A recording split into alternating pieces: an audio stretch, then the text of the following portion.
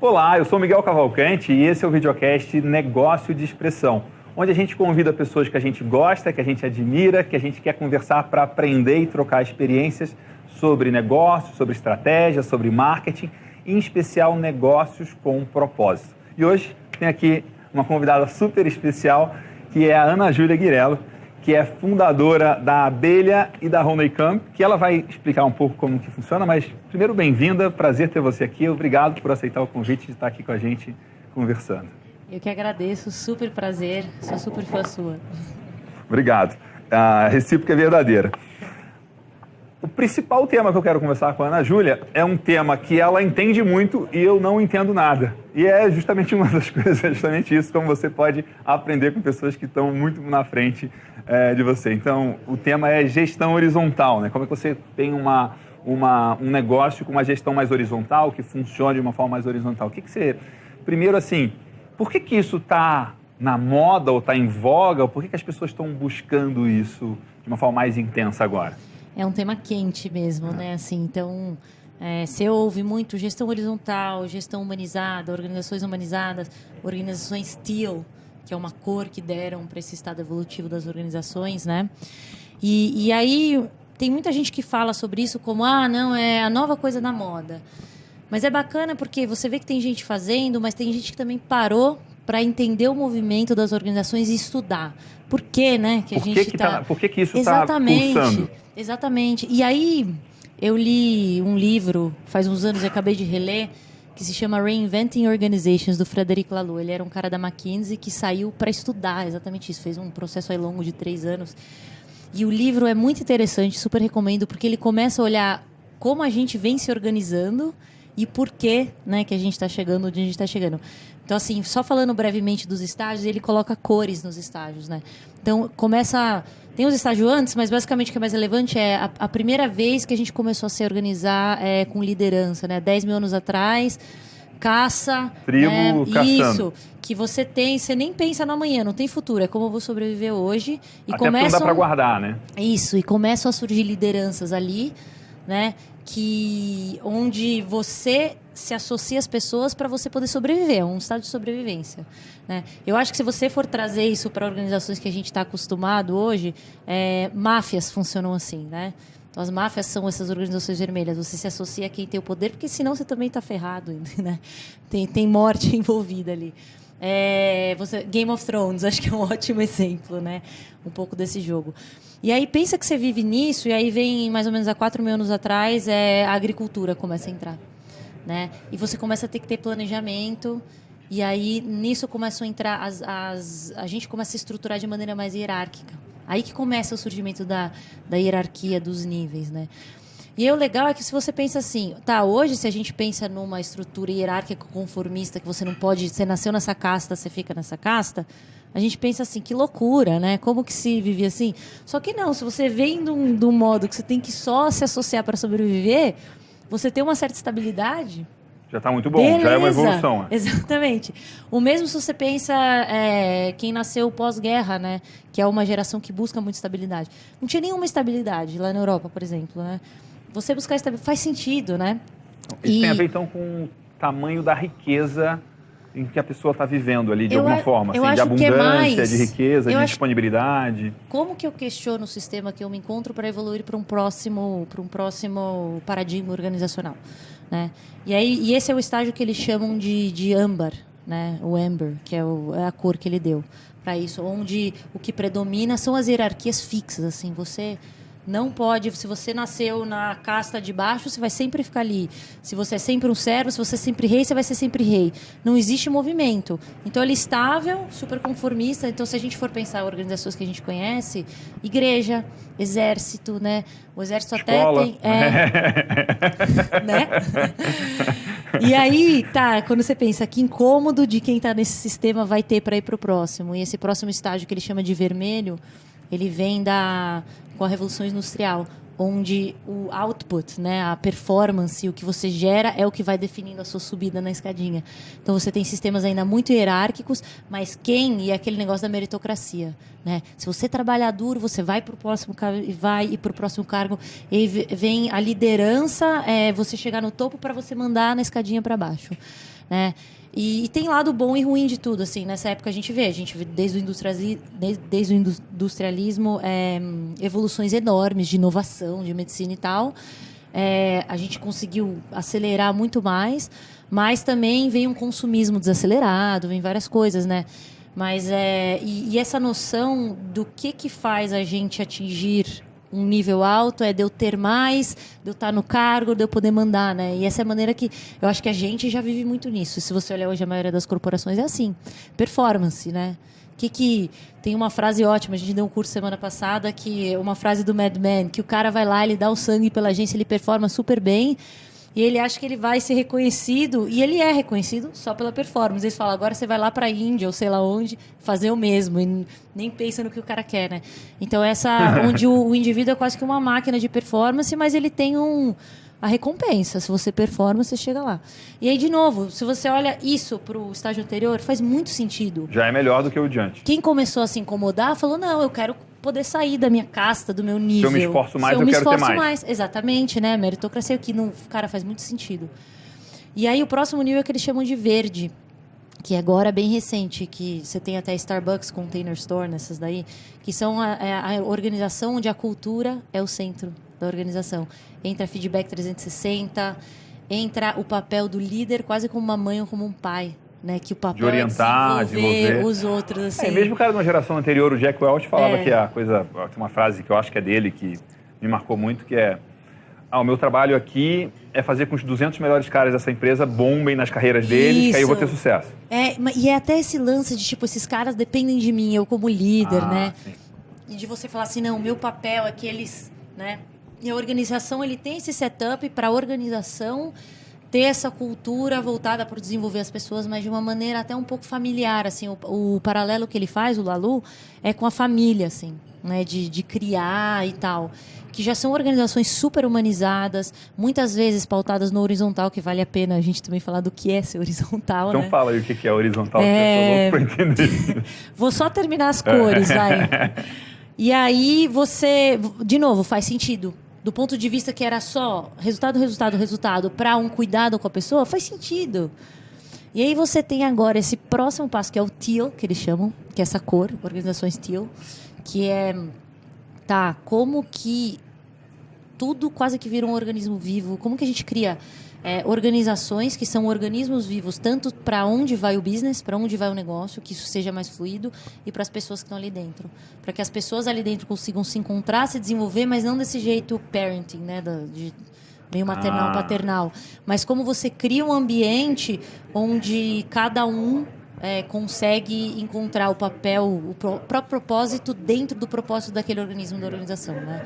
E aí ele pegou várias organizações que fizeram isso, que estão... Cara, você tem redes médicas, fábrica de tomate nos Estados Unidos, a Patagônia, que é super famosa. Cara, são empresas grandes, que às vezes falam, não, isso dá certo. Tem várias indústrias funcionando assim. E esses caras, e aí que entra a teoria versus o fazer. Todo mundo que começou a fazer, e a gente incluso no Bom Negócio, LX e agora com o Honeycomb, eu não parei para pensar em que nível da evolução eu estava, entendeu? Estava fazer o que eu acreditava. Fazer, cara, eu acredito, acho que dá para ser assim. Hoje, quando eu penso no Bom Negócio, a gente era bem green mesmo, bem verdinho, assim, era um pouco mais... mais mamãe, assim, era mais... um pouco mais mamãe. E o que acontece? Como é que eu posso dizer que eu deixei de ser paternal, eu deixei de ser maternal e entrei para essa etapa mais avançada? O que acontece? O que você deixa de fazer e o que você começa a fazer? Então, o Lalu listou 3 coisas que são sinais dessa evolução para o teal, né? E eu quero deixar bem claro que evolução não significa melhor ou pior, significam só paradigmas diferentes e um próximo passo. E que é interessante ver que à medida que a gente vai evoluindo nesse prisma de cores, você cria uma complexidade maior de relação. O que é isso? Você vai precisar de muito mais processo, você vai precisar de muito mais clareza. Porque mandar, você não precisa de processo nenhum. Mandei e a palavra final é minha. Né? Para você criar esse ambiente. E aí ele fala que a primeira é que todas essas organizações são horizontais, self-managed. Né? Autogestão. As pessoas têm autonomia e têm maturidade para fazer as coisas. Não dá para ter neném também, né? Não, mas não é maturidade subjetiva, é maturidade no processo, eu acho. E é aí que existe uma confusão. Você não vai... Mais sobre isso. Então, então elas são autogeridas, elas têm um propósito evolutivo. Então, elas buscam... elas fazem bem para o mundo e buscam, né, muito mais isso. E a outra é com o produto e serviço dela. E a outra também, como que você, como negócio, deixa o negócio fluir. O que aconteceu com a abelha, né? A gente estava organizando a equipe e aí a gente... fizemos uma metodologia pra gente e que outras pessoas quiseram. Do nada surgiu um braço que virou outro negócio, assim. Se a gente tivesse super quadrado no nosso business, isso nunca teria acontecido. Então, como que você deixa a organização fluida? Você estava estruturando uma maneira de tocar o seu negócio e aí pessoas de fora perceberam e pediram para comprar aquilo. Aí você falou, tem uma possibilidade aqui, tem a ver com o que eu acredito, com o que eu faço, com o meu propósito. E vai gerar valor para todo mundo e, obviamente, dinheiro também. Exatamente. Então, assim, como que você... esse ambiente existe dentro da própria organização, né, para ela ter caminhos fluidos para ela mesma e também acho que fazer bem para o mundo, né? Ninguém não quer criar um produto ou serviço, você tem que convencer alguém que não vai gerar mais consumo, né? Então, assim, elas têm meio essa característica, assim, né? E aí eu acho que até, falando no tema de autogestão, o que é autogestão e ser horizontal, tem gente que define de qualquer jeito. Tem gente que... né, tem várias definições, assim. Eu acho que é legal falar como é que a gente enxerga isso. Porque você pode falar assim, é sem chefe e cada um faz o que quer. Tá bom, pode ser essa... Mas o que é ser horizontal pra gente? E bem esse ponto da autogestão, que é o que o Honeycomb faz na prática, né, dentro das empresas. Como que todo mundo ali dentro... não importa se tem chefe, se tem cargo de carteira assinada, se o salário é aberto, se o financeiro... não importa. No fim do dia, como que todo mundo que está ali dentro não é só o veste a camisa, não, é efetivamente um direcionador do negócio. Como assim? Eu vou poder tomar decisão e vou poder questionar decisões que estão sendo feitas. Eu tenho voz. Tenho voz, mas não é só a voz que não é ouvida, né? Sim, mas a voz é que é ouvida no sentido de exatamente. O que eu falo tem importância quando eu nego alguma coisa, ou quando eu pergunto, ou quando eu questiono, e quando eu falo, faz desse jeito. E você vai ter mais propriedade em alguma coisa, eu em outra. Eu posso te questionar na sua propriedade, mas e daí? No final você também vai saber. Então, saber, isso precisa ter muita clareza de especialidades, de papéis, de objetivos também. Então, não adianta também ter isso, né? Eu falo que é a fórmula de ouro, propósito, contexto, autonomia. Não adianta. Propósito, contexto e autonomia. Muito bom isso, hein? Então, pensa comigo. Se eu começo por autonomia, se eu falo assim, aqui todo mundo vamos ter autonomia, né? Vai fazer o que você acha melhor, aí você acha que melhor é ir para lá. Eu acho que melhor é ir para lá. Daí você vai para lá, eu vou para cá, sabe? Não tá alinhado, assim. Então não dá para você começar com... O propósito para mim tá muito claro. E contexto? Mas então pensa assim, você imagina a gente tem um sonho, né? A gente fala, cara, vamos fazer esse negócio, pode dar dinheiro pra caramba e faz bem pro mundo. Porque, cara, a gente quer ganhar muito dinheiro, todo mundo também. Ganhar dinheiro não é ruim, né? Mas, vamos fazer coisas boas e que gerem dinheiro. Tá, a gente acredita nisso. A gente fala, beleza. Se eu já paro para autonomia, a gente não alinha quais são as metas, né? O que você vai fazer, o que eu vou fazer? Você vai ter papéis recorrentes, que você vai ter que fazer no dia a dia, ou outros, por exemplo, e o resto da equipe também. Porque existe uma confusão, assim, você sempre vai ter que ter meta, projetos que vão fazer você chegar na meta, só que tem que ter papel recorrente também para dar base para tudo, né? Isso é o contexto. Como que eu contextualizo todo mundo de onde a gente quer chegar, do que vai fazer a gente chegar lá e de o que a gente tem que fazer todo dia para que isso aconteça. E esse contexto também é construído em conjunto? Construído... Ou não necessariamente? Então, depende da empresa. No final, sim, ele é um processo consensual. Isso é muito importante. Não funciona bem o processo democrático, porque se 5 votam sim e 4 não, 4 estão infelizes, não vão, né? Então, é sempre... Quando você tem um contexto, fica muito claro o que faz sentido e o que não faz. Então, tem empresa que chega a meta de posso cima... dizer que quando eu construo a minha carta de valores, quando eu tenho uma cultura mais definida, isso é criar contexto? Tudo isso, eu acho que tem algumas coisas. O propósito, valores compartilhados. Valores compartilhados. Tem que começar por aí. Sim. Propósito, valores compartilhados, e aí sim ir para a estratégia. Tá, o que faz sentido? A gente adora fazer estratégia só olhando o próximo trimestre. Não é muito curto nem muito longo, e o mundo muda, entendeu? É ótimo. E aí, onde a gente quer chegar nos próximos 3 meses, o que a gente vai fazer para chegar lá? E o que tem que rolar de pano de fundo? Pagar a conta, fazer campanha, sei lá o quê, né? Então, eu acho que o contexto é tudo isso, assim, é deixar tudo às claras para todo mundo, para que a melhor decisão consensual possa ser tomada. E isso rola de várias maneiras. No nosso processo, a gente senta, o propósito está claro, valores estão claros, a gente define estratégia, meta. Quem seleciona, eu vou ficar responsável por essa meta, você por essa cria uma estratégia de que projetos vão fazer chegar nessa meta, né? Então a gente faz dessa maneira. Tem empresa que chega a meta top-down e a equipe questiona. E aí se faz um bem bolado. Não, isso faz sentido, mas a gente vai adicionar isso também, beleza, beleza. Né? Então, assim, é por isso que eu falo, não, tem gente que acha que não, tem que todo mundo criar junto. Às vezes não, e faz sentido, porque no final todo mundo vai olhar para aquilo e vai falar assim, beleza, vamos embora. Sabe? Eu acho que é isso, essa criação de contexto, muita transparência. E a transparência de tudo. Você imagina que legal numa empresa onde você tem isso começando pelo topo, pelo management team, as metas, porque a meta todo mundo passa da empresa lá no management team, mas ninguém fica sabendo qual é o papel do dia a dia do CEO, que metas que ele tem e que projetos ele é responsável. Do CFO, é quase que não, os deuses do Olimpo não voam mais. A gente não pode olhar. E, cara, é um processo que já cria isso do topo e depois cascata para o resto da organização, é maravilhoso, assim, né? E é isso, é contexto, porque é fácil você dar autonomia. Você vê que você linkando esses dois, a autonomia é um byproduct muito simples disso. Porque você vai fazer isso porque você é bom e você quer isso. Isso faz muito sentido porque sem também essas duas coisas, a autonomia vai dar muita dor de cabeça, né? Muita. Não, aí é uma loucura. E é difícil explicar, colocar autonomia, é difícil... Como é que eu coloco? Eu já tive dificuldade para explicar isso. Pô, autonomia é um dos 3 motivadores do ser humano. Total. Mas se não tem essa... Se não tem um amarrar... E aí também não adianta você dar o contexto e um papel, uma responsabilidade para alguém que não seja o que essa pessoa busca para ela. Sim. Não adianta, porque não vai performar, aí vai falar, tá com baixa performance. Baixa performance é a gente no lugar errado.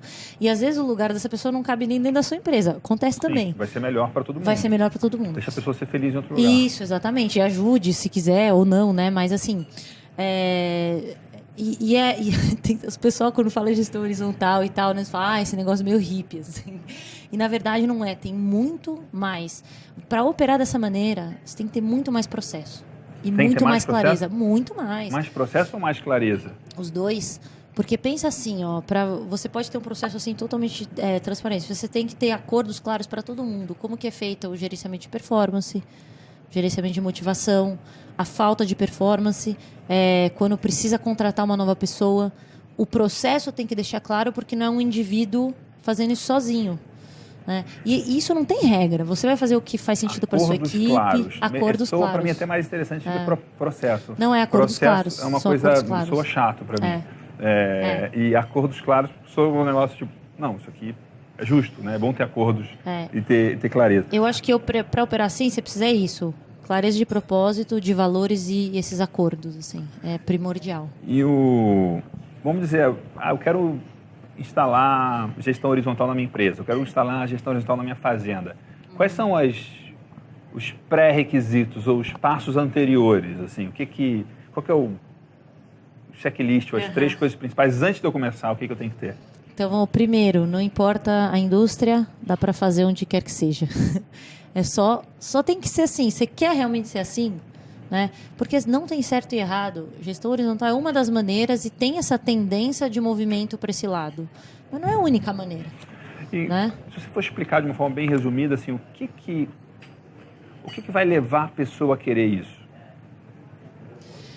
Olha, se você olha todas as empresas que implementaram esse tipo de gestão, de vários segmentos, elas acabam entregando melhores resultados e as pessoas estão mais felizes. Então, de cara, provavelmente uma entrega muito maior de resultado a médio e longo prazo e pessoas mais engajadas. No bom negócio, a gente tinha turnover quase 0 numa época com esse tipo de gestão.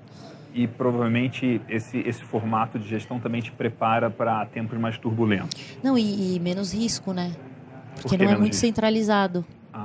Então, você não tem ali uma dependência daquela pessoa que se ela desmorona... Por isso que é honeycomb, por isso que é uma estrutura de colmeia. Até tem uma rainha e tal, mas você tem muito mais distribuído, vamos dizer assim. Sabe uma coisa que eu acho que quem está querendo ir para esse movimento hoje, aí começa a se informar, e aí, cara, é uma chuva de informação.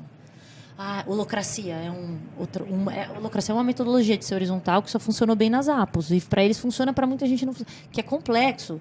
Aí a galera começa a pirar e fala, não, holocracia e tio, eu tenho que ser assim. Tipo, cara, posso falar uma coisa? Começa com o que você acredita. Só faz o seguinte, faz os acordos com a sua equipe, fala como vocês acham que as decisões têm que ser tomadas, tal. Coloca as metas. Mas documenta isso por escrito. Cria clareza.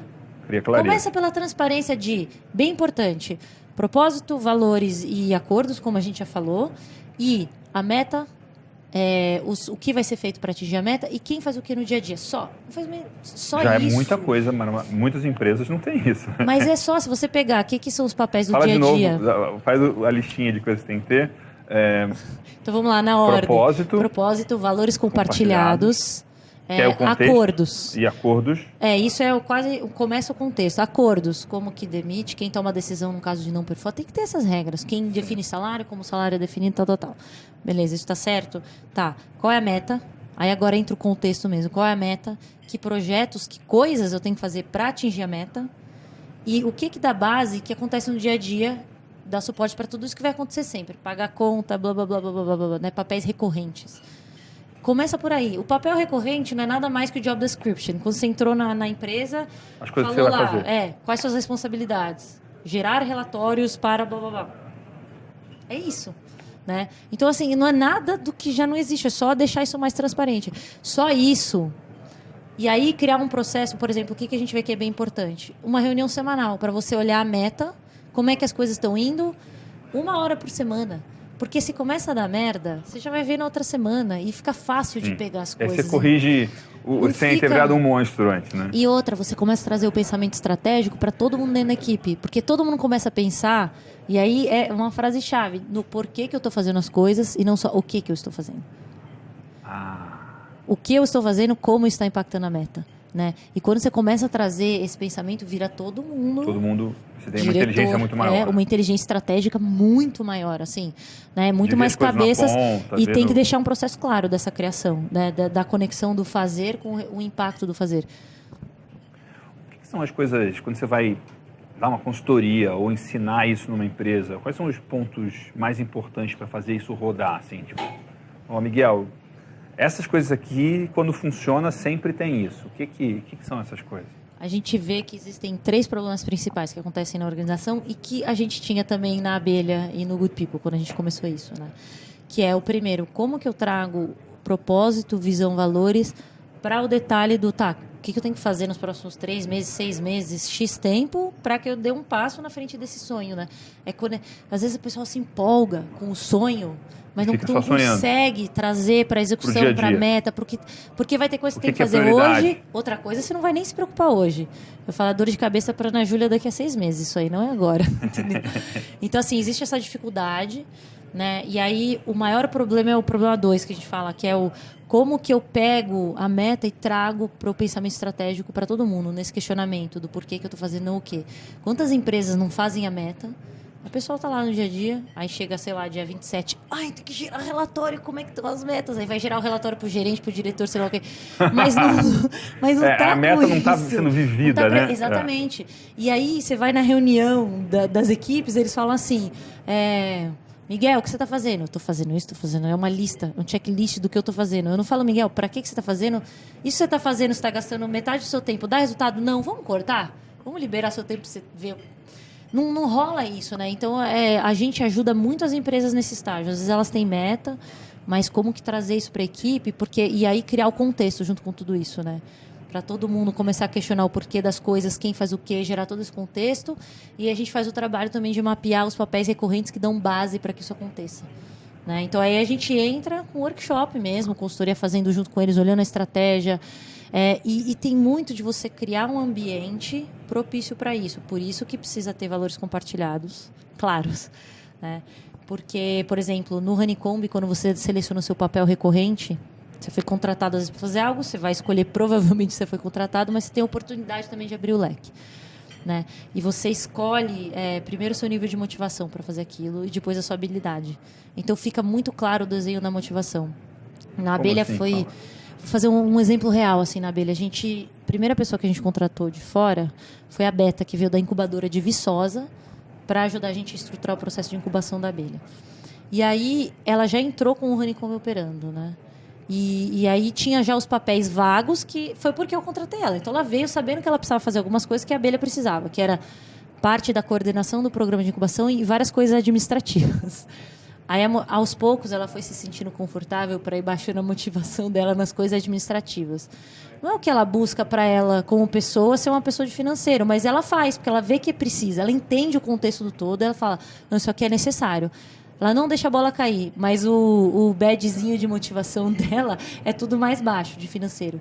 Então, pra gente ficou muito claro. A gente falou assim, nossa próxima contratação é uma pessoa de financeiro. Para liberar ela para fazer N outras coisas mais valiosas que e ela difíceis quer. e o que ela tem habilidade e energia para fazer. E acho que no fim o que ela busca para ela, o desenvolvimento próprio. Que aí ela assim, vai ter um foco isso. muito mais de energia de ficar melhor, de avançar e de ir além. E aí eu tento achar alguém que quer para a vida seja então você está fazer avaliando financeiro. sempre motivação e habilidade. E o legal é que às vezes uma pessoa vai colocar lá... Eu conheço uma ferramenta de desenvolver, de encontrar sua habilidade única, que você lista tudo que você faz e dá nota de 1 a 4 para a sua habilidade e para o valor daquela atividade. Aí você vê o que dá 7, 8 são as coisas que você tem muita habilidade. Talvez colocar essa questão da motivação aí seja mais uma...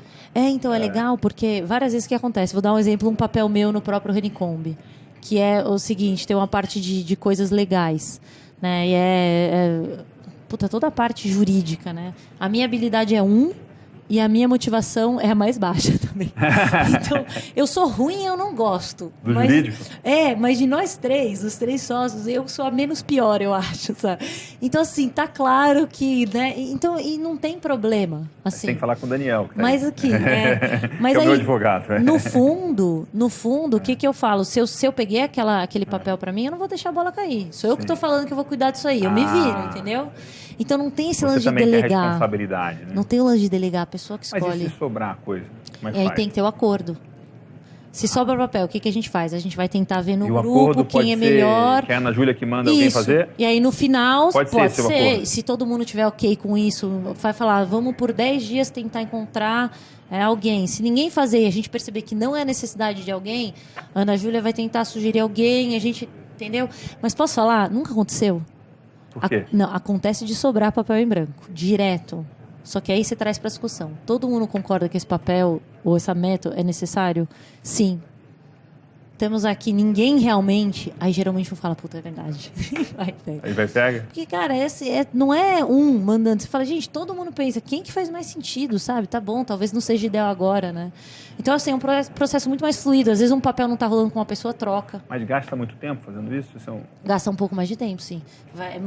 É mais tempo para começar. É mais... Parece com a vida real, né? Parece sim. com Mas eu acho que... mais orgânico, mais... O setup mais inicial... parece um organismo mesmo. Sim, com certeza. O setup inicial, assim, né, sendo bem pragmática na implementação, ele leva um pouquinho mais de tempo, tem umas reflexões, mas depois que ele está rodando, nossa, ele vai super fluido. E ele é muito orgânico. E assim, eu brinco que eu sou quem mais toma rasteira da nossa própria metodologia. Por quê? Porque eu sou muito acelerada e aí eu já fui, já voltei e aí eu quero que as coisas aconteçam rápido, eu boto uma pressão para a pessoa pegar um papel e tal. E aí aos poucos as pessoas foram começando a falar assim, não, quem que é melhor, sabe? E vamos olhar pro sistema, vamos olhar pro processo, não pro papel que a Ana Júlia representa aqui ou que quer que, ou a pressão louca que ela tá fazendo em cima de mim, entendeu? Tipo, não, precisa, quem faz mais sentido. Eu já levei uma que era assim, cara, você vai gastar muito menos que isso, você sabe exatamente o que fazer? Vai te levar muito tempo? Aí eu, não. Então, assim, eu acho que tem uma outra parte que é treino, sabe? A gente foi criado no oposto disso e tem uma desconstrução de... Principalmente quem é mais pautado em ter o controle de tudo, eu sou um pouco assim, que é de ir soltando e aí você vê que o processo pega tudo, não é você que precisa estar lá, né? Então... Interessante. E o que é as coisas que dão mais errado nesse processo de instalar isso, de quem quer fazer isso? Eu acho que é você pular as etapas, né? Então você começa, sei lá, já montando uma estratégia... A empresa está lá montando estratégia. Aí a gente para e fala assim para eles: por que você acorda todo dia? Você está aqui das 9 às 6. O que te motiva? Para que essa empresa existe? Aí o cara rebola na cadeira. Não, aí cada um responde uma coisa. Não está alinhado. Você vê que nem o propósito está alinhado. O que vocês valorizam aqui dentro? Valores compartilhados, né? Então, assim, eu acho que é querer pular as coisas e você querer implementar isso só num lance de operação, pode funcionar, pode, mas eu acho que não vai quebrar tanto. É importante fazer os passos de propósito, valores compartilhados, né, acordos e aí sim a construção da estratégia. Isso vai levar mais tempo no começo. Não vai ser como você sentar e construir só uma estratégia e sair executando, né? Só que vai te ganhar tempo no longo prazo e vai... Muito legal. Quero fazer um gancho aqui para um outro tema que é a abelha, né? Que você tem uma incubadora de negócios de impacto social. Então, a primeira pergunta é assim, Quando você olha um negócio, ou quando chega um projeto, um negócio que quer ser incubado lá, ou que potencialmente pode ser incubado lá, o que você olha nesse negócio para dizer, isso aqui não vai virar, isso aqui dá para chocar, dá para incubar, isso aqui tá choco já, esse ovo não vai sair nada aqui, né? O que você olha num negócio para falar, isso aqui tem futuro ou isso aqui não vai virar? Começa por problema real que o negócio resolve ou oportunidade que cria, né? Às vezes não é um problema direto. A gente pega... Não é uma solução à procura de um problema. Isso, exatamente. Então, esse é o primeiro ponto que a gente pega. E como que a gente olha isso? A gente usa muito as 17 ODSs da ONU, Objetivos de Desenvolvimento Sustentável, né, que tem lá várias coisas, desde saúde e saneamento básico, fome, aumento de renda, várias coisas. Então, a gente olha isso como base. E aí, esses caras são os únicos que podem ser selecionados no nosso processo, que é gratuito. 3 startups por ano. E a gente pega bem no early stage. Quem está começando, acabou de lançar um MVP, um produtinho, como que a gente acelera, né? E é um processo ultra mão na massa. A gente está cada 2 semanas com eles. Tem material para cada passo. Você vai fazer isso antes. A gente já entra no negócio emocionalmente também. Então, esse é um lado que a gente olha, principalmente para os bolsistas, que são 3 vagas por ano. Ou a gente olha bem o sharing economy, né? A economia do compartilhamento. Se esse projeto está descentralizando, de certa maneira, né? Então, por exemplo, tinha um app que era para você estar lá na praia e pedir o seu lanche do app. Gerar mais renda pro cara que está vendendo, né? Facilitar a vida. Então, como que você descentraliza do que está ao seu redor e cria mais opções para todo mundo, né? Por exemplo, esse era um dos exemplos. A gente ajudou também o Tem Açúcar, que é você ir lá e pegar coisa do vizinho, né? Daí que vem. Então, no app, você fala, todo mundo no prédio, ninguém precisa você precisa ter uma furadeira, provavelmente no prédio inteiro. Você não usa todo dia uma furadeira. Então, como alguém fala, empresta uma furadeira, coisas que você não precisa comprar e ter, mas que você pode compartilhar, né? Então, um projeto super legal, cresceu organicamente super bem. Então, esses são 2 exemplos, né? No exemplo das ODSs da ONU, por exemplo, a gente tem 2 projetos que são bem de impacto ambiental. Eles estão montando um geradorzinho eólico para botar na favela e o cara consegue uma redução de até R$80 da conta de energia dele, assim. Então, é você ser um gerador, né? E aí, enfim, N benefícios para quem está usando e também para energia limpa. E negócios que geram impacto, mas tem um potencial pequeno, ou o jeito que a pessoa toca? O que são as coisas que não fazem virar, o que impedem, o que travam, o que são freio de mão no negócio? O que você olha? Você pega 3 por ano, quantos não você diz? Né? O que tem de errado nesses nãos que eles poderiam ter feito diferente? Que não que eles vão ser incubados por você, além disso, mas que eles tinham mais chance de sucesso. A gente olha, então, o que eu te falei é o primeiro, a gente olha mais 2 outras coisas na seleção. Né? Então, a primeira é o problema e a oportunidade. A segunda é o modelo de negócio, potencial de escala aí. Porque, cara, para você realmente... E tem 2 lados, você tem que impactar mais gente. Impactar um bairro é diferente de impactar um país inteiro. Né? Então, qual é o potencial dessa escala? E que esbarra muito no potencial de monetização também. Né? Do modelo de negócio que 99% das vezes não vai ser claro. E à medida que cresce, você vai meio que desenhando. Mas tem que ter um caminho. E aí, eu acho que às vezes tem os 2 primeiros, mas o último a gente corta, que é a resiliência do empreendedor, né? Assim, tem que... E como é que você testa a resiliência? Nossa, fazendo um monte de pergunta, vendo história de vida. Esse cara aguenta. E uma vez que começa, porque a gente está lá, não é um processo que a gente acompanha... Não é um processo que a gente acompanha de longe, a gente está lá com os caras, né? Então, assim, e tem gente que não... É engraçado, tem gente que tem uma ideia boa, tem mercado, e a pessoa não quer fazer. Quer ficar naquele do Facebook, eu vou aqui, não sei o quê... Cara, é muito trabalho. E não é assim, 6 meses de trabalho eu vou estar ganhando uma grana. É mínimo 3 anos para você conseguir uma mínima... É a sua vida na parada. Gente, então assim, ou você é muito apaixonado por isso, ou não vai rolar, né? Então assim, esses são os 3 cortes, né? E aí dentro desse contexto a gente tem 3 bolsistas e mais 5 vagas para o... E você já tem uma sensação já? Você olha para o cara e fala assim, esse cara não vai aguentar. Esse cara vai roer o osso até o final. Não, sabia que eu tendo a não julgar de cara? Porque já fiz e já errei. Errou nos 2. Porque parece às vezes as pessoas... Parece e aguenta e parece... Não, E aí Tropa de Elite e afina. tem toda uma questão de contexto de vida, né? A gente estava num No processo, por exemplo, um dos nossos... Porque tem uma diferença. Quando você empreende para camadas mais baixas da sociedade é uma coisa. Geralmente, pessoas que têm mais privilégio veem o problema e querem pensar numa solução. Que é maravilhoso e tem que continuar acontecendo mais e mais. Agora, você pegar o cara da camada, CDE ali, e criar capacitação e criar um exemplo, você tem pouquíssimos. E tem pouco exemplo, né? A gente tem hoje um Isso cara tem um negócio incubado... muito legal te cortando, desculpa, mas um cara falando que por que ele lê biografia? Porque biografia alimenta ele de coragem. Porque é isso, é um exemplo. Você vê um cara que fez uma parada incrível e aí você fala, pô, dou conta também. E você está falando, o cara que está na favela, ele não tem um exemplo. Só tem exemplo ruim, ou tem poucos exemplos bons.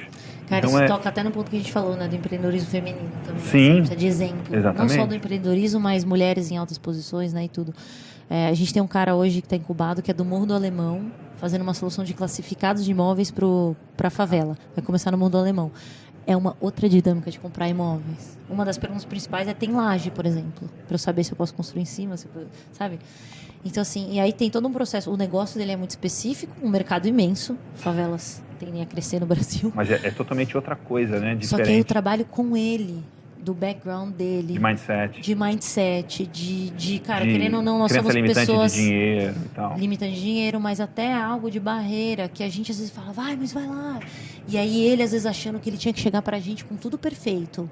A gente falou, tudo bem, tudo bem você não saber, tudo bem errar, sabe? E aí é um processo que é diferente, de você pegar um cara que já teve mais privilégio, que conseguiu fazer escola de business, é outra coisa. Não tem certo e errado, mas é a situação que a gente vive. Né? O mesmo ponto lá do que a gente estava falando, né, do empreendedorismo feminino, né? E tipo, essa mulheres... Essa era a minha próxima pergunta. Pronto. É porque eu acho que se relaciona muito, assim, você não pode... e é uma opinião minha, assim, sabe? Como que... Tá, se a gente tá nessa situação... O que a gente vai fazer para mudar? Não adianta ficar esperando o governo. Gente, pelo amor de Deus, eu faço o que eu consigo e o que eu tenho alcance. Eu sou uma grande fã de que a revolução é a gente que faz e vem por baixo, sabe? E aí, se a situação tá nessa, o que eu posso fazer para quebrar isso? Eu, como privilegiada, de N maneiras que eu sou, como que eu posso, pela minha empresa, vai gerar mais impacto com os negócios, trazer gente, tal. Né? Então, tem essa busca, eu acho, das empresas, como as empresas podem ter um papel ativo de trazer mais negros, LGBT, mulheres, né? Todos esses grupos que nunca são desprivilegiados, né? Na construção da nossa sociedade. E tem outro lado, só que não adianta também, só não é uma responsabilidade só disso. Tipo, como cada pessoa desses grupos também vai atrás. E aí é foda, porque você tem que fazer o dobro, o triplo, 10 vezes mais o trabalho de quem já tem mais privilégio, mas você vai fazer o quê? Eu, quantas vezes não tive que ter 20 vezes mais argumento num board cheio de homem branco europeu, que eu sabia que eu tinha que convencer 20 vezes mais, entendeu? E aí você vai então, eu faço minha lição de casa 20 vezes mais. Beleza. É a situação que eu tô, vou fazer o quê? Né? Então, eu acho que esse pragmatismo, ele é bom. E ele traz mudança também. E o que você daria de conselho para Ana Júlia de 5 anos atrás, de 10 anos atrás, sobre como fazer essas coisas? Ou como que conselho você daria para colegas suas de 10 anos atrás que não tinha essa energia, não tinha esse drive, não sabia que tinha que brigar 20 vezes, é isso mesmo, e é o que é, e faz acontecer?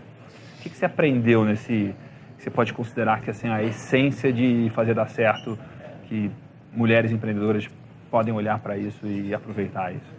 Eu acho que uma é você entender que, cara, é a realidade. Você vai ter que convencer, às vezes, 20 vezes mais. E aí é louco, porque às vezes acontece de você achar que você tem que fazer isso e nem é, mas você já tá noiado. Aí você ganha de lavada também, né? Mas é o que eu tô falando, mal nunca vai fazer. Então, fazer a lição de casa você muito... Você preparou o dobro e vai chegar e vai detonar. Isso eu sempre tive muito consciente, assim. Mas e aí isso vai para empreender em geral, em negócios e o que for, assim, né? Como viabilizar coisas, assim. O planejamento... E principalmente planejamento financeiro. Ninguém fala isso no palco. É verdade. No palco eles falam assim, sonho, que vai dar certo. Se for de coração... Cara, hoje eu pergunto isso sempre e estou muito atento. Todo negócio eu quero... Porque eu não tive essa educação e não demorei muito para entender que muitas vezes você não entende o negócio e, na verdade, é o financeiro que deixa o negócio de pé E aí, quando você entende, tudo faz sentido. Não, e você como founder, você tem que saber o seu financeiro de cima. O pessoal não entende o quão estratégico você saber o seu financeiro de cima a baixo. Tu não acha os números, essa parte eu não gosto. Cara, desculpa, é o alicerce principal. E sempre nada vai fica ser. de pé, sim. Não vai ficar de pé, entendeu? E eles... O pessoal não entende, às vezes, que é o que vai te dar mais clareza do seu negócio. Clareza estratégica. E dá mais força também, né? E força. Você começa a entender versus esforço, qual é o resultado. Cara, então assim, eu acho que teve muita coisa que eu fiz e que eu comecei. Eu sempre começo por coração, mas agora eu já tenho um break planejamento muito mais forte. Assim. No começo eu meio que ia indo, aí eu ia planejando, então eu tive uma curva de aprendizado assim, nesse sentido, né? De parar um pouco, planejar um pouquinho antes de falar gol mesmo, assim. Só que é uma linha tênue, não pode ficar muito no planejamento também, senão fica lá, tem que entrar para fazer. Né? Mas eu acho que planejamento financeiro é uma coisa que acham chato e que ninguém fala, e que é o alicerce de tudo. Muito legal. O que mais? E outra dica que você pode dar para mulheres empreendedoras aí? Cara, mais que empreendedoras, mulheres querem fazer a diferença. Mas sabe uma coisa que eu acho importante? Falar. Se posiciona. Expressa, né? Mostra que você está presente. Não, e a gente está disso, mas também sobre o que você acredita. Critica. Eu não estou falando de uma maneira desrespeitosa, de uma maneira... Mas hoje a gente está nessa polarização de tudo. Às vezes, se você fala, é mimimi. Que é isso, é o ter voz, né? Se você não fala, você é isentão. Aí não ter voz, né? E assim, fala o que você acredita, mas ninguém é rei da verdade, nada. Mas assim, por exemplo, eu acho importante eu falar, e quando eu puder me posicionar, eu me posicionar, sabe? Se você tem uma voz, use, né? Eu fui num painel outro dia, que eram 4 mulheres falando sobre empreendedorismo feminino. E, cara, era um painel num evento. Eu falei, gente, se não for para dar uma chacoalhada, vai ser quando, entendeu? Porque aí as pessoas estavam falando assim, não, mas eu não sou feminista. Eu falei, sim, você é feminista sim. Você não quer igualdade de oportunidade, de julgamento? Porque eu acho que, assim, existe igualdade de oportunidade. Ninguém abre uma vaga hoje... Eu acho que ninguém, mas pouquíssimas, né? Não, é só para homem, entendeu? Isso está no subconsciente. O cara nem sabe. Nem sabe. Então, eu acho que você tem a oportunidade, todo mundo fala, e aí entra muito esse lance da meritocracia e tal, só que eu acho que como que você ajuda a construir uma igualdade de julgamento, assim, que você começa a entrar e a gente começa a mudar nisso, né? As pessoas não fazem por mal, né? E aí a gente tava nesse painel, né? A pessoa falou, não é um discurso feminista. Aí eu... sim, gente. É só igualdade, entendeu? Não é um negócio de um é melhor que o outro. Eu acho que isso está um pouco confuso hoje, né? Acho que também é uma questão da gente... Eu vejo que em muitas palavras acontece isso. A gente não esquece qual que é a definição ou o significado da palavra e está usando ela. E a gente está usando a mesma palavra e nenhum dos dois sabe o que significa e já... parte do princípio que é uma coisa que a gente nem sabe o que é. Cara, e é isso. E o outro Não, e aí a trava às vezes está em você mesmo também, Sim. né? Mas isso não só em mulheres, né? Tem trava de dinheiro, tem trava de autoconfiança, tem e hoje isso é uma das coisas que eu mais tenho buscado trabalhar e entender para mim, para os meus clientes, meus alunos, é isso, assim, eu tenho crença limitante de dinheiro. Então como é que eu vou fazer um negócio milionário, multimilionário, de centenas de milhões de reais? Como se eu tenho crença limitante? Eu não vou fazer. Não, cara, e tem outra, assim, como que... eu penso muito na abelha quando eu falo disso, porque, cara, quando a gente faz um trabalho na base da pirâmide, um trabalho de 2 anos, um trabalho de 5, 10 anos para começar a ver alguma coisa. Se eu não tenho um modelo de negócio muito forte... Muito robusto, né? Com uma receita diversificada, eu não posso só ser uma ONG, e as ONGs estão começando a perceber isso. Claro, não adianta você depender de patrocínio só. É o negócio do Yunus lá, Exatamente. né? Um negócio social que ele é muito forte porque ele não precisa de ninguém, né? Exatamente. Tipo, se ninguém quer patrocinar, a gente vive aqui sozinho, aqui mesmo. Vai bem, obrigado. Né? E você aí vai levando seu impacto, né? Então, acho que nossa, isso é primordial. E fala um pouco sobre isso. Muito bom. E qual que é a pergunta que eu devia ter feito para a Ana Júlia que eu não fiz ainda? Nossa, essa é a pergunta que você devia ter feito para mim. Você colocou no saia justa agora. Eu não tô... Você pode falar qualquer coisa que você queira falar coisa. Agora. É verdade. Ainda mesmo? Qual é o meu plano de dominar o mundo? Qual é, então? Eu brinco que a gente entra com a abelha embaixo e com o honeycomb em cima, né? Pensa, eu entro com Para negócios de base que estão começando, com abelha para começo empoderar. a criar lá. Vou empoderando, vou criando esse mindset, né? Você tem uma cara de pink mesmo, né? Tem os pinks e os cérebros juntos, tá dando certo. E aí, com o Honeycomb, como que a gente começa a trazer para o corporate uma gestão mais humanizada, uma gestão de criar esse ecossistema vivo para as empresas inovarem mais e crescerem mais, mas também para quem está ali dentro continuar, né, encontrando a sua vibe, assim. Posso dizer que o recado para quem é cliente da abelha é trabalhar o mindset, e um dos recados, e o recado para quem é cliente do Honeycomb é trabalhar o mindset. É o mindset mais no sentido de como eu humanizo mais o negócio e humanizo de uma forma que ele fique mais rentável, porque ele é mais humano? Também, com certeza. Também. Porque eu penso assim, ó, no fim do dia, se a gente pega tudo isso que a gente falou, cara, a gente está falando de igualdade, a gente está falando de empreendedorismo social, está falando de gestão mais humanizada e melhor entrega para as empresas. Tá, se as empresas estão evolutivas, estão indo bem, estão criando um ambiente para que as pessoas que estão ali dentro conseguem encontrar o caminho delas, as pessoas tendem a ser mais privilegiadas quando a gente está falando no corporate, né? Se eu entro lá embaixo e, por meio desses projetos, dá aumento de renda para um grupo, se a gente juntar todos os projetos de impacto social, outro dá sapato, outro dá óculos, vamos supor, a gente está... Acho que todo mundo que trabalha com impacto, com homem, está tentando como que você dá em algum segmento da sua vida o básico para você conseguir pensar por si mesmo o que você quer para si. O que é o impacto para a gente, né, no impacto social? É como que a gente junto, e a gente fala no impacto social não tem concorrente, tem concorrente, todo mundo junto, tem quanto mais melhor. Se você tem casa, e nem educação, sempre é assim, né? Nem sempre é assim. Saúde. Se você tem o básico para se tornar quem você, uma pessoa, né, nutrida, que foi estimulada, né, você vai estar muito mais apto a buscar quem você quer ser no mundo, o que você acredita, tudo mais. Se eu estou fazendo isso na empresa, eu estou possibilitando... Brilhando demais, Lu, como a gente bota todo mundo nesse outro nível. Cara, no fim do dia, é isso que a gente é um pedacinho que está tentando fazer isso junto com muitas outras pessoas, né? O cara lá na empresa também, como que a organização vira um veículo para que a pessoa se expresse, se descubra. O negócio de expressão é isso. Porque os negócios que eu mais admiro são negócios que são uma expressão de quem o fundador é na sua melhor forma. E as coisas que eu admiro, as pessoas que eu quero estar junto, as pessoas que você, por exemplo, né? As pessoas que eu quero aprender são pessoas que vivem isso. E até um negócio que é tão bom, um negócio que é mais do que um negócio referência. É um negócio que expressa quem ela é.